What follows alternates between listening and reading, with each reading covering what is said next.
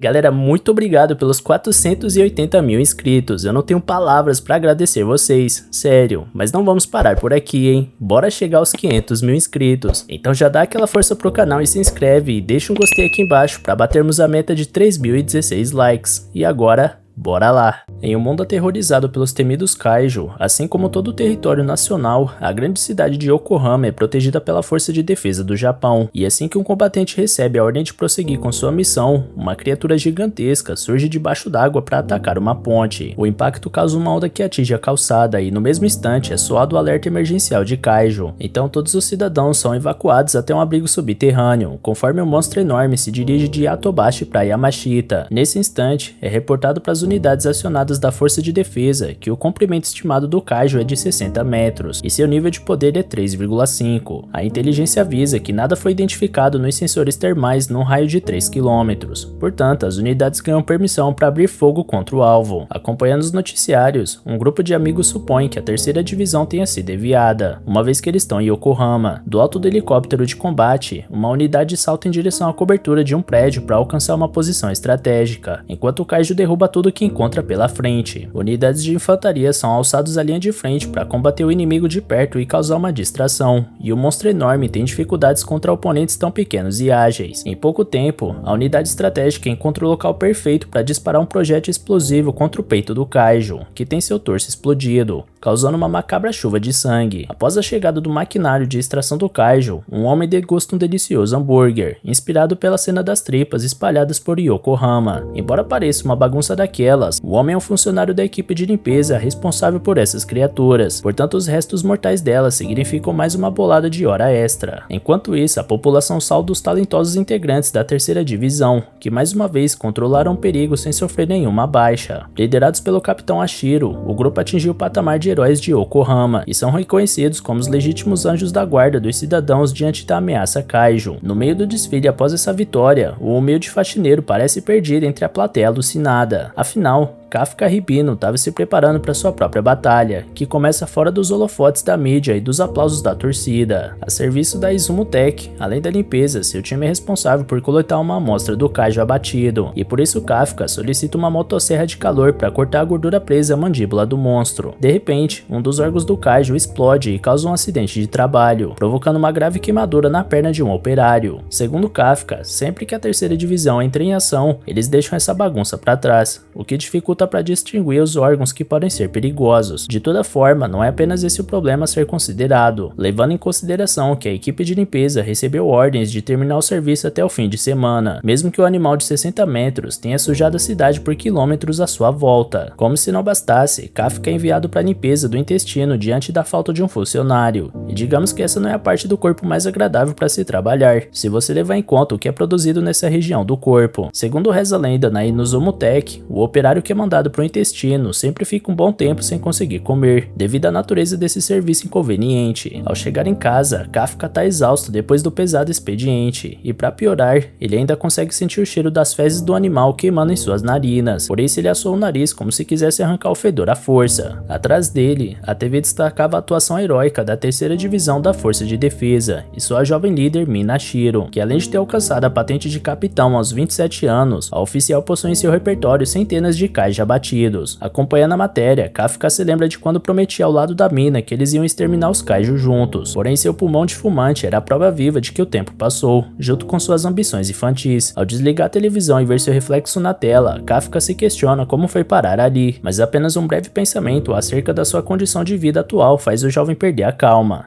No fim, ele se contenta por realizar um serviço importante para a sociedade, que proporcionou para ele um teto decente onde ele pode morar, porque segundo ele isso é bom bastante. No entanto, enquanto ia para o trabalho no dia seguinte, Kafka não conseguia parar de pensar na reportagem de ontem, e quando chega à sede do serviço, ele é apresentado a um novo funcionário da Izumo Tech, chamado Reno Ichikawa. O jovem começa um estágio hoje com os demais, mas segundo Toko, ele só pensa em entrar para a força de defesa sem que tiver a chance. Toko comenta com o novato que Kafka também tinha esse sonho, mas até hoje é a estrela da faxina de Yokohama. Levando a provocação a sério, Ichikawa pergunta o motivo de Kafka ter desistido, e por mais que esse assunto desperte um grande ressentimento no homem, ele esconde sua frustração ao responder que deu o seu melhor, mas quando se cresce, entendemos sabemos que nem todo sonho vira realidade. Porém, Ichikawa prefere morrer antes de assumir o fim desse sonho, portanto desistir não é uma opção para ele. Dito isso, ele se retira para colocar o uniforme de trabalho, e Kafka odiou ter se deparado com um jovem que tem a mesma ambição que o homem tinha, porém com uma chama acesa que há muito tempo se apagou para ele. Durante o expediente, a equipe do Mike ficou encarregada da limpeza dos ossos, enquanto o time do Yoshimura deve começar a particionar as pernas do Kaijo. Quando o novato foi mandado pro intestino, Kafka pensa que se livrou de mais uma noite com cheiro de esgoto, porém sua sorte ainda estava embaixo àquela altura, então ele é enviado para lá pelo segundo dia consecutivo. Na hora do intervalo, Ichikawa não consegue manter a pose de durão depois da aprovação do intestino, e Kafka até pensa rir do enjoo do novato, porém ele mesmo precisa se cuidar para não colocar tudo para fora. Como o garoto não estava conseguindo comer, Kafka dá para ele um multivitamínico líquido para tancar o resto da tarde de serviço bruto, além de tampões nasais para ele não chegar em casa com vontade de enfiar o nariz num balde de desinfetante. Porém, como o veterano estava fanho por causa da proteção, Ichikawa não entendeu nada do que ele disse, portanto Kafka se viu obrigado a ensinar o estagiário a se proteger na base da ignorância. Após o intervalo, os dois voltam a se carregar do temido e odiado intestino do Kaijo até o pôr do sol, quando alguns companheiros se despedem assim que terminam o serviço do dia. Kafka ao menos se alegra de ter terminado a parte mais fedida do Kaijo, e o novato Reno Ichikawa, aproveitando o breve momento de descanso, aproveita para agradecer o colega por ter ajudado ele a vencer seu primeiro dia na empresa. Além disso, antes de ir embora, o estagiário informa ao veterano que a Força de Defesa aumentou o limite de idade de inscrição para até 32 anos. Sendo assim, Ichikawa sabe que longe dele querer dar pitaco na vida alheia, porém ele lembra da expressão de amargura quando Kafka falou sobre ter desistido mais cedo. Diante disso, o homem comenta que Ichikawa é mais legal do que ele imaginava, mas quando o jovem ia voltar para sua pose de frio e calculista, um Kaijo surge e ataca ele. No reflexo, Kafka salva o companheiro da boca do monstro, e em outra tentativa de ataque do Kaijo, mais uma vez o jovem é salvo pelo colega de trabalho. Em seguida, Kafka manda Ichikawa correr em buscar ajuda, mas com a resistência do garoto em abandonar o amigo, Kafka lembra que o rapaz não vai poder entrar na força de defesa se tiver enterrado a 7 palmos do chão. Com a partida do Ichikawa, o homem restante atrai a criatura para cima de si e corre o mais rápido que pode até encontrar uma abertura íngreme onde o Kaijo não consegue passar. Seguindo no pique pelo corredor, Kafka atravessa a galeria até pular pela janela do outro lado. Nesse mesmo instante, lembranças de uma infância ao lado da mina emergem, onde ele avisa para sua inconsolável amiga que os Kaijo destruíram a escola onde eles estudam em suas casas. Por isso o pequeno Kafka lamenta não ter matado o Guramon. Mina critica o amigo por só se importar com isso nessas circunstâncias. Afinal, a Miko, sua gatinha, morreu nas mãos daquele demônio. Sendo assim, os dois dizem ao mesmo tempo que vão entrar para a força de defesa, e Kafka desafia a mina para ver quem vai ser o oficial mais maneiro antes, para depois os dois lutarem juntos contra a ameaça Kaijo. No entanto, o homem se encontrava sozinho diante dessa criatura grotesca, e ao encontrar uma barra de ferro no chão, ele tenta bater de frente com o Kaijo e com sua frustração por não estar na força de defesa, mas a força e velocidade do inimigo são avassaladores. Então logo o humano é jogado pelos ares enquanto se pergunta mais uma vez como foi parar ali. Sem misericórdia, o Kaijo pisa em cima dele e se prepara para fazer sua refeição, já que não pode mais lutar por sua vida. Porém, Ichikawa atrasa a janta do monstro ao acertar ele com uma placa de trânsito, ao passo que anuncia ter chamado reforços. Kafka critica a decisão do companheiro de retornar, porém Ichikawa não se veria como um digno membro da força de defesa se simplesmente deixasse o camarada para sua morte. Ouvindo aquilo, Kafka se lembra de quando foi eliminado no teste para ingressar na força anti-Kaijo, e agora lá estava ele, debilitado ao ponto de deixar seu parceiro lutando sozinho contra o monstro dessa envergadura. Diante da realidade, Kafka aceita que não é capaz de proteger seu colega de trabalho, assim como nem ao menos salvou a gatinha malhada da sua amiga. Ainda assim, existia alguém capaz de realizar isso, e através do seu tigre branco e do seu rifle, Minashiro anota mais um Kaijo para o seu portfólio em poucos segundos, antes de ordenar que alguns subordinados iniciem a operação de resgate, enquanto pessoalmente ela vai verificar a presença de outros Yojo na área junto do seu time. Ao ser hospitalizado, Kafka reflete sobre como a mina derrubou aquele monstro em poucos segundos. Portanto, ele tá comendo poeira no desafio que eles combinaram. Tachikawa dá um susto nele ao chamar a atenção do companheiro, e comenta que não estaria vivo se não fosse por ele. Portanto, Kafka também é um cara maneiro. Assim que ouve essa palavra, o homem é jogado de volta para quando apostou com a amiga sobre quem seria o oficial mais maneiro antes. Tachikawa diz novamente que Kafka deveria tentar entrar para a força de defesa, e dessa vez, o próprio Kafka reconhece que não adianta ficar fingindo para si que deixou esse objetivo para trás. Ele reconhece que desistir faz parte da vida, porém mentir mentir pra si mesmo é a pior coisa que alguém poderia fazer. Sendo assim, ele se compromete a se dar outra chance. No entanto, um pequeno kaiju alado que estava à espreita afirma ter encontrado seu alvo, e em seguida entra na boca do homem, causando uma reação medonha que atinge seu corpo por inteiro. Ichikawa vai ver o que está acontecendo, e quando abre a cortina que separa os dois, Kafka tinha assumido uma forma diabólica. Ao se enxergar na janela, o monstro entra em pânico junto do amigo, enquanto o velho que atravessava o corredor vê a cena e saca seu celular para denunciar a presença de mais um kaiju. Voltando ao momento da infância do Kafka, Mina mostrava sua confiança de sempre ao jurar proteger ele quando ele tiver com medo. Ao mesmo tempo, ela brinca com o garoto por estar temendo alguma coisa, e ele pede pra garota não contar pra ninguém. Por fim, ela agradece ao Kafka porque os dois juntos não têm motivo pra ter medo. Muitos anos depois, a capitã da 3ª Divisão da Força de Defesa alerta seus subordinados que um kaiju foi visto dentro de um hospital e que deve ser derrotado antes que machuque alguém. Logo, as unidades do estado anunciam que um kaiju pequeno foi visto nas redondezas, por isso todos os cidadãos devem ir até o abrigo mais próximo se protegerem em casa. Enquanto isso, o tal do kaiju tá surtando na frente do velho no hospital, então Ichikawa pede pra ele sorrir pra tentar quebrar o gelo, mas parece que isso não deu muito certo porque o velho desmaia no ato. Ao colocar a mão na parede pra ver como o senhor tá, o kaiju acaba devastando toda a estrutura que tocou. Os outros pacientes vão ver que barulho foi esse e percebem a presença do kaiju, e Ichikawa acredita que a força de defesa já deva estar a caminho, por isso Kafka corre até a janela pra fugir, e mais uma vez destrói tudo que toca. Apesar disso, eles não têm escolha, portanto decidem saltar de qualquer forma. Nesse meio tempo, as unidades de defesa estão em direção ao Hospital Geral de Yokohama Sul, onde os dois protagonistas estão, porque souberam que o kaiju está se dirigindo para uma área evacuada lá perto. À medida que os dois correm por suas vidas, Ichikawa se questiona como seu amigo simplesmente virou um kaiju de uma hora para outra. Por isso pergunta pro Kafka se ele realmente é o Kafka, mas o kaiju assumiu uma forma tão grotesca que nem ele mesmo sabe quem é, a essa altura. Nesse momento, a língua do monstro come um pássaro sem o consentimento do próprio Kafka, então tanto ele quanto Ichikawa notam que o negócio tá ficando feio, além de extremamente nojento. De repente, Kafka volta ao normal pro alívio de todos, mas ele tá louco pra fazer o número 1, e tem certeza que vai liberar tudo a qualquer instante. O amigo pede pra ele segurar igual um adulto normal, porque o kaiju tá tão apertado que acaba soltando toda a sua urina através dos mamilos, como se fosse uma fonte de belos anjos cuspindo água pela boca. Isso desestabiliza o emocional do pobre rapaz, ao ponto dele achar que ninguém vai querer casar com ele. Mas o outro garoto lembra que tem coisas mais graves pra se pensar no momento. Abalado, Kafka pergunta se ainda rola de entrar na força de defesa, e Ichikawa faz que não com a cabeça 7 vezes em 3 segundos, porque é mais fácil matarem um Kafka bem matado do que sequer ele pisar em qualquer base daquele exército. Diante disso, Kafka lamenta profundamente o que está acontecendo com seu corpo, logo quando ele prometeu alcançar a Mino na força de defesa, depois de tantos anos de frustração e passividade. Preocupado com a chegada iminente dos agentes do estado, Ichikawa quer que eles pulem uma área proibida para despistar os agentes, porém Kafka nota a estranha presença de algum ser vindo debaixo da terra. No mesmo instante, Mina manda um dos carros prosseguir com o plano padrão, enquanto o carro dela vai averiguar o novo kaiju que acabou de ser detectado. Kafka acredita que é o mesmo tipo de kaiju que atacou eles dois daquela vez, e Ichikawa presume que agora eles vão ter mais chances de se esconderem com a presença desse outro monstro, porque a força de defesa vai ter que se dividir. Portanto, ele segue o rumo através do local proibido, coisa que o Kafka também faz logo atrás. O surgimento do outro kaiju causou uma devastação que prendeu uma mãe debaixo dos escombros em sua própria casa, enquanto sua filha chora desesperadamente ao ver a cena. A mãe pede pra filha fugir, mas a garota tenta salvar a mulher da forma que pode, mesmo sem chances. De repente, o monstro surge e destrói toda a estrutura da casa em volta, deixando a criança vulnerável, enquanto sua mãe chora ao nem ao menos poder proteger sua garota. O kaiju abre a boca na direção da pequena e tá prestes a engolir ela, quando outro kaiju surge para impedir que isso aconteça, lançando um soco que isola a criatura a centenas de metros de distância. Após isso, nem o próprio Kafka acredita nessa força toda que ele tem, e depois ele tenta ver como a criança tá, se esquecendo que agora ele tem a aparência do tinhoso com luz de LED. Diante do pavor da garotinha, ele tem a brilhante ideia de tentar sorrir mais uma vez, fazendo a pobre garota entrar em pânico. Logo Ichikawa chega e consegue botar a casa em ordem, então Kafka levanta os escombros e o garoto analisa que a mãe só tá inconsciente e vai ficar bem, tranquilizando a criança. Nessa hora, o kaiju inimigo retorna ao mesmo local para se vingar daquele que acertou ele agora há pouco. Então Kafka manda seu amigo levar as duas embora para lidar sozinho com o monstro adversário. Então ele tenta repetir o mesmo soco que deu da primeira vez, mas agora que tá mais ciente da sua força, dessa vez ele colocou tanta potência que o kaiju adversário é jogado pelos ares e explodido completamente, provocando uma chuva de sangue. Enquanto o sangue cai no chão, Ichikawa deixa claro pro amigo que ele jamais deve apontar esse punho para nenhum humano. Depois disso, Kafka pede pro amigo levar a mãe pro hospital, só que mais uma vez ele assusta a garota com sua aparência. Com isso, ele muda sua abordagem coragem e se aproxima lentamente para dizer que a força de defesa deve estar a caminho, então ela não deve se preocupar porque ele já vai desaparecer. Porém, quando Kafka ia embora, a garota agradece a ele pela ajuda, e aquela voz de criança lembra o Kafka na hora da Minho, quando os dois prometeram ficar juntos para não terem medo, e a forma como eles sempre permaneceram um do lado do outro. De repente, Kafka tem a visão dele e da Minho combatendo junto as forças do mal com o uniforme da força de defesa. Então, enquanto Ichikawa lembra que eles precisam ir embora, Kafka recupera sua forma humana da cabeça até o pescoço, prometendo que não vai desistir, que vai ficar ao lado da mina de toda forma. Com a chegada da terceira divisão ao local, a capitã olha para os destroços em volta e questiona o que diabos aconteceu ali. Logo ela se aproxima da criança sobrevivente para questionar sobre o kaiju que ela viu. A garota chora ao se lembrar da boca asquerosa da criatura, quase engolindo ela. Porém, Minho tranquiliza a garota ao prometer que vai exterminar todos esses monstros. Isso alegra a garotinha, mas logo ela pede para a capitã não machucar o kaiju bonzinho que salvou sua mãe, deixando a oficial confusa. Horas após o incidente, o retrato falado do kaiju número 8 estampava os noticiários locais, enquanto a equipe de limpeza da Monster Sweeper debatia se o monstro ainda estava vivo ou não. Ichikawa chega nessa hora e sua frio diante da proporção que isso tudo tá tomando, ainda mais porque o Kafka foi o primeiro kaiju da história a escapar da força de defesa, e isso pode causar um pânico geral em Yokohama. O gerente da limpeza entrega pro Ichikawa uma encomenda que chegou para ele e pro Kafka, e todos os colegas de trabalho lembram que tá na época de provas da força de defesa, e que todo ano eles precisavam animar o Kafka depois que ele era reprovado. Pra felicidade do Ichikawa, ele foi aprovado no teste, e logo decide entregar pessoalmente o resultado do Kafka nas mãos dele, mas não sem antes dar uma olhada no papel e prosseguir a corrida com um sorriso no rosto. Do lado de dentro da sede de limpeza, os amigos lembram que é o último ano em que o Kafka pode entrar na força, e eles adorariam que isso acontecesse. Então Ichikawa chega até o companheiro e avisa que ele passou na primeira fase de testes, mas como ele simplesmente estava almoçando na sua forma kaiju, o rapaz dá uma voadora nele para lembrar que ficar dando mole com essa cara de capiroto na rua vai fazer ele ir pra vala rapidinho. Kafka esfrega o rosto para corrigir a besteira, mas deixa para trás sua arcada dentária de monstro. Ichikawa avisa que a cara feia do kaiju tá estampada em cada noticiário do país e que todo cuidado é pouco. Falando nisso, Ichikawa recorda que depois eles tinham acabado voltando ao hospital para convencer todos que os dois fugiram quando o kaiju apareceu, para tentar limpar a barra deles. Então finalmente Ichikawa entrega o resultado pro Kafka, mas ele não parece tão feliz. Na verdade, Kafka sempre é eliminado na segunda fase, portanto não é hora de comemorar. Ichikawa questiona como o amigo vai fazer o teste com esse novo corpo, mas o kaiju promete que não vai deixar ninguém descobrir sua identidade. O humano lembra que a primeira fase é só prova escrita, mas que a segunda tem oficiais espalhados por toda a parte. Mas ainda assim, Kafka tá certo de que vai participar, afinal, ele dedicou boa parte da sua vida a isso, e esse ano é sua última chance. Dito isso, Ichikawa comenta que em algum momento eles serão rivais no teste, até que Kafka explode a tampa da sua garrafa ao tentar abrir ela, fazendo o jovem humano mudar de ideia quanto ao kaiju poder fazer a prova, mas o kaiju promete de pé junto que nada vai dar errado, e que ele vai segurar a onda na hora. De toda forma, Ichikawa vai embora bolado, enquanto Kafka tenta assimilar todo o que tem acontecido, e logo retoma a forma humana para voltar pro jogo com seu disfarce. 10 dias depois, o prédio Tóquio recebe a segunda fase do exame da força de defesa. Assim que chega, Ichikawa fica impressionado ao ver em pessoa a base Tachikawa, porque ele até já visitou a base Kumagawa uma vez, mas essa aí é bem maior. Kafka explica que eles dividem essa área como uma guarnição da força de defesa, e quando algo acontece, as duas bases trabalham juntas para enviar oficiais pro lado oeste de Tóquio. Conforme os candidatos vão chegando, Kafka se sente intimidado por ver concorrentes mais jovens e aparentemente mais bem preparados com ele, mas ele tenta conter seu nervosismo. De repente, uma garota aborda Kafka chamando o cara de velhote, e o próprio cara de 32 anos demora alguns segundos para entender que era ele que estava sendo chamado, e quando entendeu, ele faz questão de avisar que não é um velho ainda, mesmo que a garota insista no apelido. Na real, ela só queria que o Kafka tirasse a lata velha dele do caminho, porque ela não tá conseguindo estacionar. O homem argumenta com raiva que tem um monte de vaga vazia, mas a garota faz questão de estacionar na vaga 55, porque seu número da sorte de hoje é 5. Como o Kafka não tem muita paciência para esse papo torto de número da sorte, a garota decide liberar a vaga com suas próprias mãos. Então ela ativa seu uniforme com algum mecanismo misterioso e ganha uma força sobre-humana para levantar o carro só com a mão direita. Diante do pavor dos dois homens ao lado, a garota simplesmente joga a van do Monster Sweeper na vaga 53 como se fosse lixo, deixando o Kafka maluco por ser o carro da firma. Ichikawa pergunta pra garota quem ela é, e ela responde que é a candidata número 2016, Kikoru Shinomiya, e seu hobby é executar kaijus. Ichikawa reconhece o sobrenome Shinomiya na mesma hora, enquanto a garota se aproxima de quem ela chama de velhote e avisa que ele tem cheiro de kaiju. Ichikawa explica que eles dois trabalham no descarte de kaijus, então a garota menospreza os rapazes ao questionar o que dois faxineiros estão fazendo ali. De repente, Kafka chama a atenção da garota garota ao levantar sua van caída com as próprias mãos, e Shinomiya realmente fica de queixo caído, querendo saber se o homem também tem um traje especial como o dela. Então, ele se apresenta como candidato número 2032, Kafka Ribino, e manda a garota se lembrar do nome dele mais tarde. Porém, no meio desse discurso, o mordomo da Patricinha rouba a vaga dele e fim de papo, enquanto ele avisa que vai ser divertido colocar o Kafka no seu devido lugar durante a seleção. Dito isso, ela joga o cabelo pra trás e chama Sebasso, o mordomo, pra ir atrás dela, junto dos seus 2 seguranças. Com a partida dessa figura irritantemente arrogante, Ichikawa já fala que não vai ter jeito se o cara mostrar seus poderes pra tudo o que acontecer, e mesmo que Kafka argumente que transformou só suas mãos pra subir a van, não era esse o ponto. Nesse instante, 2 soldados se aproximam depois de escutarem a confusão de longe e perguntam se tá tudo bem, e assim que os 2 candidatos dizem que tá tudo na boa, os soldados mandam eles entrarem logo pra competição, ao passo que Ichikawa avisa que vai mandar Kafka pra casa no próximo vacilo. Ao seguir seu rumo, Kafka observa aquele prédio gigantesco, onde a seleção vai acontecer, enquanto promete pra si mesmo que não vai desistir, porque toda a sua vida girou em torno desse único momento. No entanto, durante os testes físicos, claramente o Kafka não estava conseguindo acompanhar os demais, e então ele se questiona se é isso que acontece quando a gente chega nos 30 anos de idade. Mesmo treinando pela força do hábito e trabalhando com serviço pesado, ele estava ficando para trás em cada atividade. Mais tarde, olhando o papel da prova, eles veem que a segunda fase da prova é dividida em 2 partes, um teste de atletismo e uma prova de aptidão. Ichikawa explica que a aptidão é aquilo, ou você tem ou não tem, então Kafka sabe que precisa dar o máximo de si no teste físico para não depender da segunda etapa. Entretanto, embora a vontade não faltasse no candidato, a realidade era completamente outra, porque os exercícios exigiam demais do corpo do Kafka e ele ia perdendo intensidade com o tempo. Ele chega a considerar usar sua forma Kaijo para meter um migué, mas segue firme na forma humana até o fim, alcançando a posição 219 de 225 candidatos, enquanto Shinomiya não perde tempo de jogar na cara do rapaz que ficou inquieto no teste. No mesmo instante, Kafka é invadido com a memória onde mandava a garota se lembrar do nome dele, mas diante das circunstâncias, agora ele implora para ela esquecer de vez que ele existe. Pelo menos, com esse fracasso humilhante, Ichikawa podia ter certeza que o amigo não usou sua forma Kaijo, e Kafka complementa que não é justo fazer isso com quem lutou tanto para chegar ali, mas que na verdade ele não tá dando a mínima pra moralidade, ele devia ter usado e pronto. Cansado do surto do homem barbado, Ichikawa argumenta que esse não é o único motivo para ele ter ido tão mal. Assim, enquanto Minashiro recebia um relatório dos candidatos do ano e via que o Kafka tá entre eles, Ichikawa comenta que o mais promissor de todos é um jovem chamado Haruichi Izumo, que se formou entre os primeiros na Universidade de Extermínio em Tóquio. Também tem o Iharu Furuhashi, garoto prodígio da Escola Técnica de Extermínio em Hachihoji. Além dele, a Aoi Kaguraji, promessa da Força Terrestre de Autodefesa, que passou em primeiro no teste físico. Além desses, muitos candidatos desse ano têm currículo para tentar ser oficial, e não agente de campo. E com isso, Kafka entende por que o sarrafo estava tão alto no teste físico. Mas pro Ichikawa, o principal destaque é uma candidata de 16 anos, formada na Universidade de Extermínio da Califórnia, a mais jovem a conseguir esse feito. Sim, ela mesmo, Kikoru Shinomiya. Falando nela, a garota pergunta se Kafka finalmente descobriu que ela é incrível, e ele acaba admitindo isso, só que como se ela fosse alguma espécie de ídolo pop. Então as inseguranças dela batem no coitado sem dó. Diante do homem surrado, Shinomiya diz que já é o segundo esculacho do dia, e que tá ansiosa pelo próximo. Kafka esbraveja à toa contra a jovem, até porque ela saiu com a moral toda em dia. Porém, Ichikawa mostra luz no fim do túnel, ao afirmar que existe esperança, uma vez que nos 2 últimos anos, a segunda parte do teste tem sido o descarte de cadáveres de Kaijo, para testar o conhecimento de anatomia da criatura e trabalho em equipe. Foi por isso que Ichikawa escolheu esse trabalho de meio período, e ao escutar cada palavra, Kafka ganha um fôlego a mais pro resto da competição. Algum tempo depois, os candidatos chegam no portão da área de treinamento 2 da Força de Defesa. O vice-capitão Hoshina, da 3ª Divisão, é o chefe do comitê da segunda fase da prova nesse ano. Atrás desses portões, todos os candidatos começarão a prova de aptidão, e a tarefa deles vai ser encontrar Kaijo e neutralizar eles. No mesmo instante, uma fera medonha avança de forma avassaladora contra o vice-capitão, porém ele permanece tranquilo porque a organização do evento é eficiente o bastante para subir as grades do portão antes que qualquer tragédia acontecesse. Kafka fica apavorado diante do tamanho desse monstro, ao contrário dos candidatos mais promissores que esbanjam confiança. Vendo o recém-tritão caído novamente, Shinomiya aproveita para dar risada pela 3ª vez da cara dele no dia. Então Kafka vai chorar pro amigo porque ele disse que essa segunda parte seria de desmantelar o Kaijo. De toda forma, a Força de Defesa não pretende mandar os candidatos para a batalha de mãos abanando, por isso apresenta a todos o uniforme oficial da Izumo Tech, o GX 4552. Assim que veste o traje, Ichikawa sente as fibras de Kaijo pressionando contra o seu corpo, quase como se fundida a ele, tornando seus músculos mais potentes, enquanto Hoshina conta que essa é a maior arma da humanidade contra o Kaijo. A operadora da 3ª Divisão, com o nome Okonoji, mede o poder de de combate emitido por quem tá nos trajes. Ren Ichikawa tem 8% de poder de combate emitido, Haruichi Izumo tem 18%, Aoi Kagurashi 15%, já Haru Furuhashi apresenta 14%, o que revolta o candidato, que pensava ter mais. Dito isso, o vice-capitão da terceira divisão explica que o poder de combate emitido é uma medida de quanto do poder total do traje você consegue ativar, e que mesmo após os treinamentos, continua girando em torno de 20%. No entanto, uma candidata apresenta um nível surreal de simbiose com o traje da Izumo Tech, que Koro Shinomiya está emitindo 46% da força de combate. Na opinião da operadora, é simplesmente o maior talento da história, e Hoshina acredita que a jovem já está em nível de líder de pelotão. Por outro lado, Ichikawa fica frustrado com seus 8%, então o vice-capitão explica que isso é normal na primeira vez, e que é bem melhor do que 0%, por mais que ele nunca tenha visto isso acontecendo em toda a sua vida. Foi daí que o impossível aconteceu, porque Kafka Ribido não apresentava nenhum poder de combate liberado, por mais que tivesse quase estourando os músculos de tanto fazer força. Hoshina não aguenta e cai na gargalhada com o sujeito, que pede só mais um tempo para liberar seu real poder que vem de dentro, seja sua força de combate ou uma flatulência incrivelmente poderosa. Hoshina debocha da ineficiência do candidato, mas até Shinomiya tá esperando Kafka mostrar aquela força que ele apresentou no estacionamento. De toda forma, o chefe do comitê anuncia que a prova final vai começar nesse instante. Sendo assim, ao chegar no local do exame, ele explica que os alvos dos candidatos são Honjo e 36 Yonjo distribuídos pela área urbana de treinamento. Esses Kaiju causaram 16 mortes em Hachioji ano passado, portanto foram capturados para serem usados nesse teste com armas anti-Kaiju. Todos serão monitorados por drones que ativarão o escudo do traje caso haja perigo de vida envolvido. Porém, esse é o sinal de que o candidato foi eliminado. Terminada a explicação, o responsável anuncia o início da atividade, e logo Shinomiya toma a frente dos demais ao correr pelas paredes dos prédios com toda a capacidade emitida pelo traje. Ao avistar o Yojo 12 à sua frente, ela elimina a criatura com extrema eficiência, e logo em seguida ela faz o mesmo com o Yojo 3, que estava cercado por outros competidores. Bem atrás, Kafka não quer deixar a garota executar tudo sozinha nesse teste, mas aquele 0% de afinidade com o traje faz o homem ter dificuldade até para carregar o rifle, o que acaba atrasando o Ichikawa junto. De repente, o vice-capitão anuncia que a capitã da terceira divisão, Mina Shiro, veio prestigiar pessoalmente o evento, por isso é uma oportunidade para impressionar o oficial. Diante da notícia, Kafka não consegue evitar de lembrar da sua competição contra ela, então usa a cabeça para aproveitar sua última chance de ingressar na força de defesa. Debatendo com Ichikawa, ele se questiona o motivo dos drones monitorarem os candidatos de tão perto, porque eles poderiam fazer a contagem de abates e ligar os escudos com sensores à distância. Sendo assim, levando em consideração que nem todos os participantes têm um bom nível de combate, como os dois ali, talvez os examinadores também estejam avaliando não só o poderio ofensivo, mas também a capacidade de adaptação. Portanto, eles se dirigem à retaguarda para auxiliar a linha de frente à medida do possível. Mais à frente, eles se aproximam do primeiro combate, e ao ver os cascos do Kaiju, Kafka se lembra que já desmembrou esse monstro em um dia de serviço. Por isso, pega uma granada de atordoamento e arremessa contra o inimigo, aproveitando a audição super desenvolvida dele para atingir seu ouvido em cheio. Ao tornar o Kaiju um alvo fácil, Kafka avisa Izumo que a barriga desse monstro é mais frágil do que a da maioria. Então os candidatos miram nessa parte do corpo e explodem o alvo. Izumo agradece o fã da Shinomiya, que recusa o apelido e parte para outro conflito, enquanto Hoshina se impressiona com essa surpresa. Mais confiante, Kafka planeja usar seu conhecimento como desmembrador para usar o ponto fraco dos monstros inimigos, assim não precisando nem pensar em apelar para sua forma Kaiju e arriscar sua vaga na força de defesa. Porém, seus planos sofrem um duro golpe quando o Inyojo surge de surpresa e aperta com força o corpo do candidato. Antes de arremessar ele com violência contra o chão, a operadora analisa que o candidato 2032 está incapacitado, à medida que o Yojo 23 se aproxima, então ela deixa o escudo remoto preparado. Kafka sabe que a ativação do escudo significa sua eliminação, e como a mina tá vendo isso tudo, ele tenta se erguer com todas as forças, mas sem sucesso. Porém, no momento em que o escudo seria ativado, alguém abate o Kaiju de forma devastadora. Logo Shinomiya se apresenta de novo para a terceira vergonha do Kafka no dia, dizendo que quando ela tá em ação, ninguém pode desistir. Inocente, Kafka agradece por ter sido salvo, porém a garota volta a mostrar sua verdadeira face ao mandar ele ficar deitado ali feito um perdedor enquanto ela vence. Nisso, os outros competidores notam que ela tá indo na direção do alvo principal, e Furuhashi tenta impedir, mas é a Shinomiya que impede a morte dele ao exterminar outro Kaiju nas costas dele. Incrédulo, ele questiona se essa candidata realmente tem o mesmo equipamento que todo o resto. Além disso tudo, Kafka nota que sua perna quebrou, então a sala de operações entra em contato para alertar sobre as várias fraturas no seu corpo, com possibilidade de danos graves em órgãos vitais, fazendo o homem se lembrar do 0% de simbiose com o traje de combate. Por isso conclui que jamais vai chegar ao nível da Mina Shiro. Enquanto o examinador recomenda que Kafka desista, ele vê todos os candidatos talentosos se destacando na batalha, enquanto ele nem de pé consegue ficar. Porém, a decisão decisão de desistir continua sendo só dele, e o fato de todos os momentos da sua vida girarem em torno dessa prova fazem o candidato dar tudo de si para se erguer lentamente e ativar seu poder de combate emitido pelo traje, mesmo que apenas 0,01%. E galera, dá bastante like aí embaixo e comenta para incentivar a gente ainda mais a trazer continuação desse anime, beleza? Valeu galera, se cuidem!